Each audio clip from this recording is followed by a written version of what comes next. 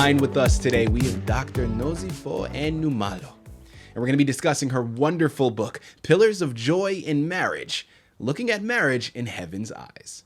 Available for purchase through Amazon, barnesandnoble.com. But guys, listen, if you want to gather everything that Dr. Nxumalo has to offer, now you can't purchase the book through the website, but you're definitely going to want to head to her personal site to gather more information about her and more information about this wonderful book that she's established. And that's infinitypinnacle.com. So one more time, that's infinitypinnacle.com for more information about Dr. Nxumalo.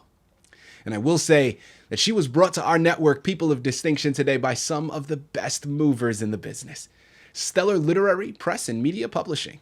So if you have a book that you'd like moved, well, give yourself the best gift you can probably give and contact Stellar Literary.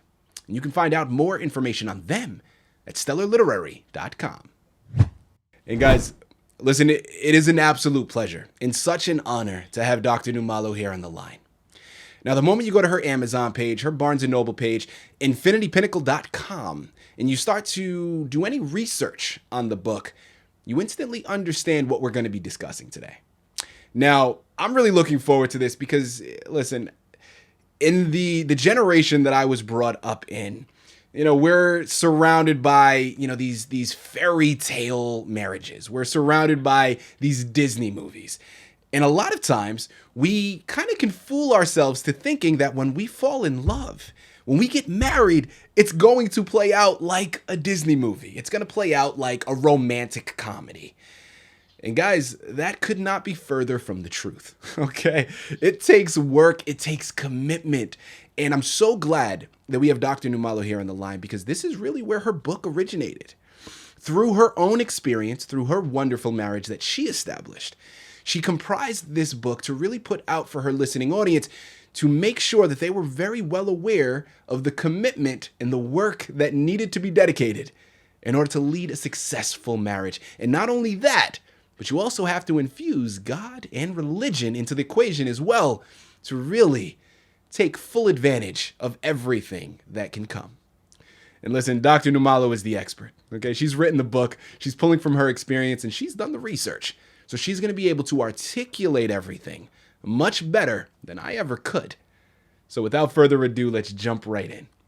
Dr. Nxumalo, first and foremost, welcome to People of Distinction, and thank you so much for being a guest. How are you? I'm doing well. Perfect. Under the circumstances of COVID. Absolutely. Well, listen, the past 2 years, going on what seems like 30 years, has been quite the marathon for everybody involved, right? And the extent and the variations of lockdown that we've all experienced. So I truly understand and can resonate with what you're saying. But it sounds great that you are doing well, you have your health, and we are very excited to pick up all the words of wisdom that you're going to be able to articulate to our audience today. Now, Dr. Nxumalo, I know we have so much information to cover, but before we go into the book, let's hold off slightly. Start by telling our listening audience a little bit more about yourself and your background, please. Yes, my name is Nozipho Nxumalo. Nozipho in my African language means gift, the gift of God. Yes, I'm a retired employee of the Ohio Department of Education.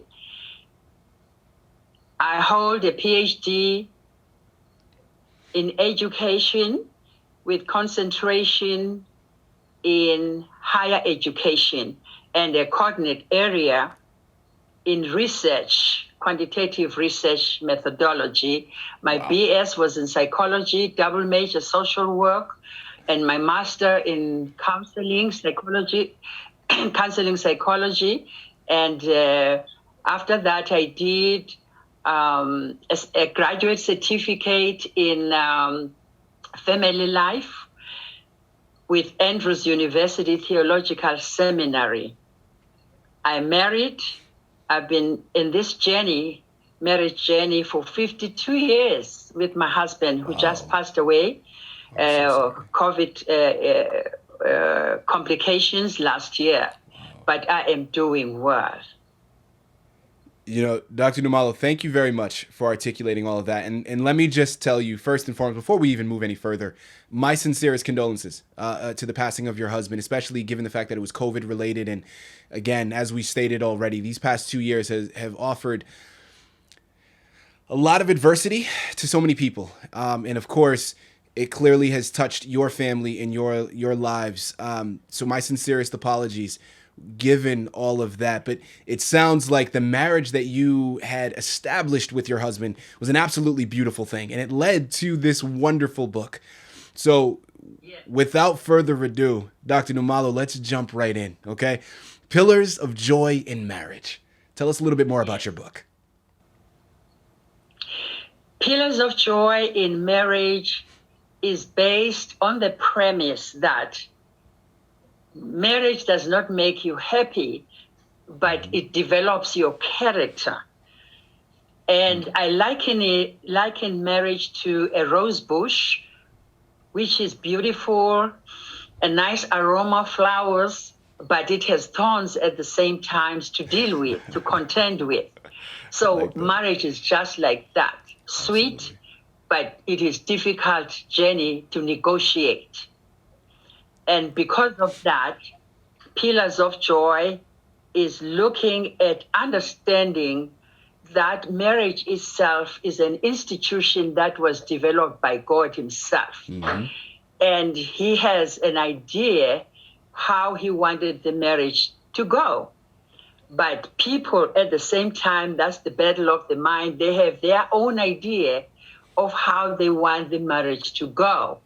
And sometimes, if not all the time, those do not reconcile. We know from Adam and Eve what happened to them in the Garden of Eden when they decided to disobey what God had said. He said they should not go around the garden by themselves. They should be together. But that was not important to them. And mm-hmm. Eve was a target of the devil, which even today the devil is targeting us by trying to control our minds to say, hey, you can do this by yourself. You don't need God. Absolutely. So that's why my book has these 22 pillars of joy to try and sway people back to what God intended for this covenant. If we remember, God did not seal the covenant, the marriage with a kiss, which we do now. He seals it with a covenant of permanency until death do us part, mm-hmm. not until shortcomings of silliness or whatever do us apart.